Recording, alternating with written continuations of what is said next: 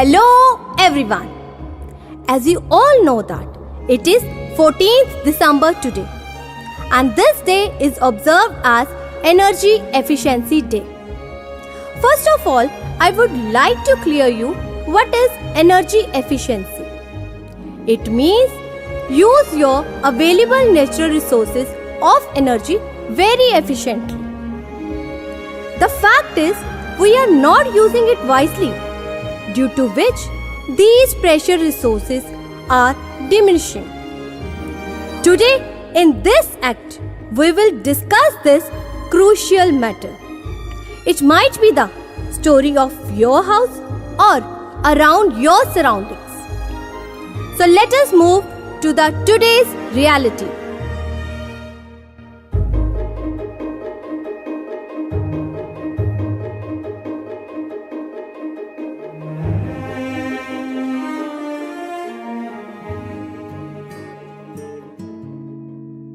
पापा जल्दी से 200 रुपए दे दो, मैंने ना बाइक में पेट्रोल डलवाना है। आज फिर 200? अभी परसों तो लिए थे। पापा as you know that petrol price is so hiked और 200 का पेट्रोल डलता कितना है, सिर्फ 2 लीटर के आसपास। और मैंने कॉलेज भी जाना होता है, जिम भी जाना होता है, दोस्तों के साथ शाम को मार्केट में भी घूमना होता है। तो फिर आप सोचिए कि 200 के पेट्रोल में कैसे काम चलेगा। बेटा तुम कॉलेज साइकिल पर भी तो जा सकते हो, ये पास में ही तो है तुम्हारा कॉलेज। मम्मी आप कैसी बातें कर रहे हो, मैं साइकिल पर कॉलेज जाऊं? अरे इसके बारे में मेरे दोस्त क्या सोचेंगे। अरे सोचेंगे क्या, हो सकता है उनके पेरेंट्स भी अपने बच्चों को बोलते हूँ कि बेटा साइकिल पर जाओ, और तुम्हारे फ्रेंड्स सोचते हूँ कि तुम उनके बारे में क्या सोचोगे।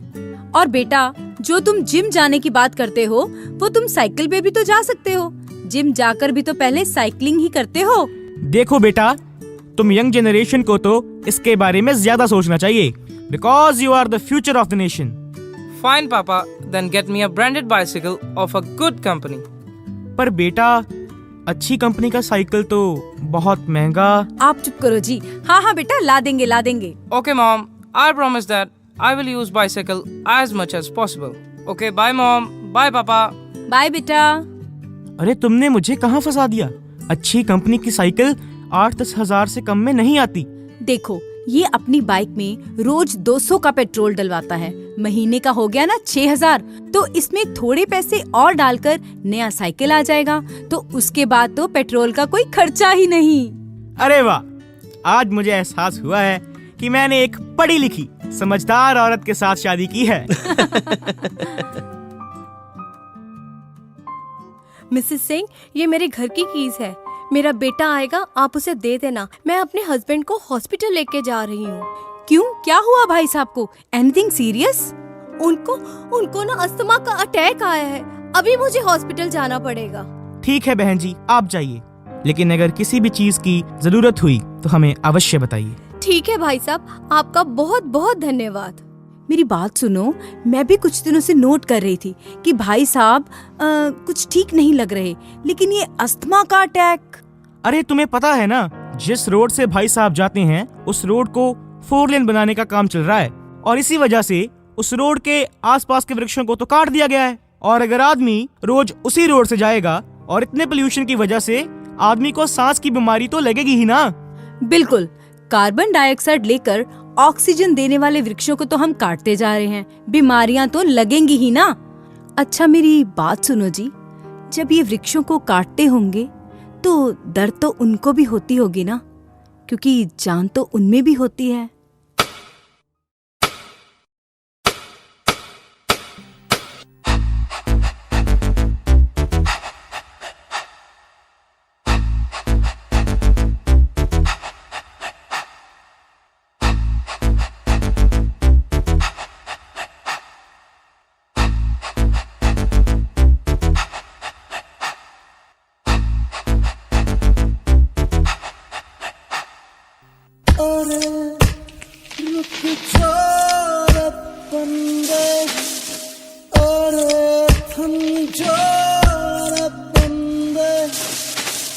कुदरत हंस पड़ेगी हो। I am a tree. I give you medicine. I am a tree. I give you oxygen. I am tree. I give you fruits. Don't cut us. Don't cut us. अरे रुक जा रे बंदे, अरे थम जा रे बंदे, कि कुदरत हंस पड़ेगी हो। किसे काफिर कहेगा, किसे कायर कहेगा, तेरी कब तक चलेगी हो।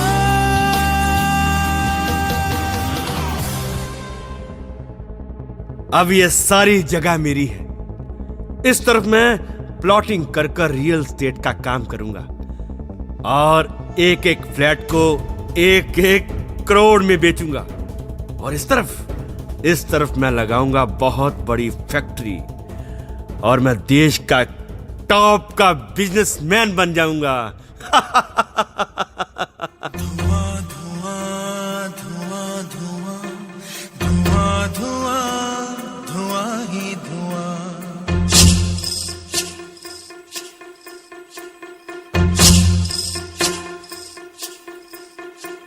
धुआं धुआं धुआं धुआं धुआं धुआं धुआं ही धुआं। ये साजिशें दिशाओं की, ये साजिशें हवाओं की, लहू लुहान हो गई जमीन ये देवताओं की। थोड़ी हवाएं दे, ताज़ी हवाएं दे, थोड़ी हवाएं दे, ताज़ी हवाएं दे।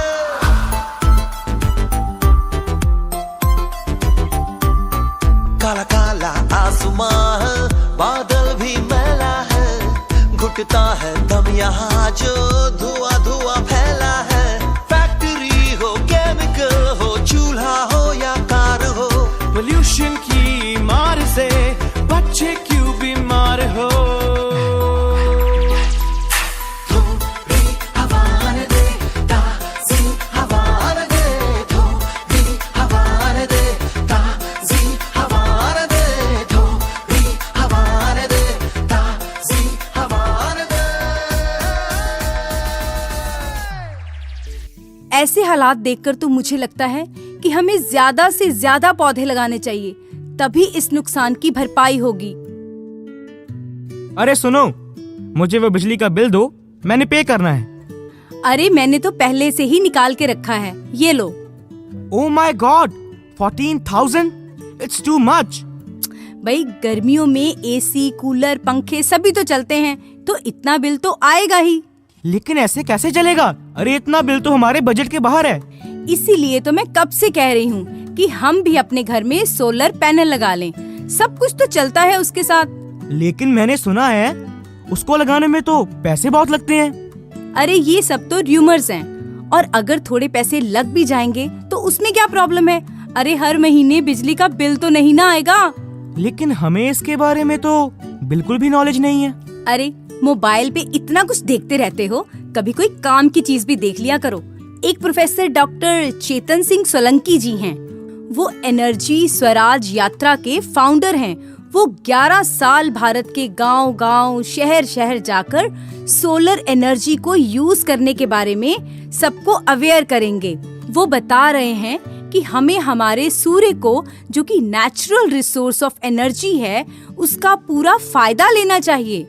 अरे वाह, हमारे देश में ऐसे लोग भी हैं जो अपने देश के बारे में इतना सोचते हैं। अरे प्रोफेसर सोलंकी को तो सोलर मैन ऑफ इंडिया के नाम से भी जाना जाता है। चल, मैं अपना चश्मा लेकर आता हूँ और अभी नेट पर सर्च करता हूँ कि सोलर पैनल कैसे लगवाते हैं। अरे पहले अपने बेटे को समझाओ, अगर ऐसे ही फैंस और लाइट्स ऑन छोड़कर जाएगा ना तो सोलंकी साहब भी कुछ नहीं कर पाएंगे। हाँ, ये बात तो है। अगर सोलर सिस्टम लग भी गया तो हमें बिजली की वेस्टेज नहीं करनी, क्योंकि बिजली बचाओ और देश बनाओ। पापा हो या मम्मा हो, पापा हो या मम्मा हो, या मम्मा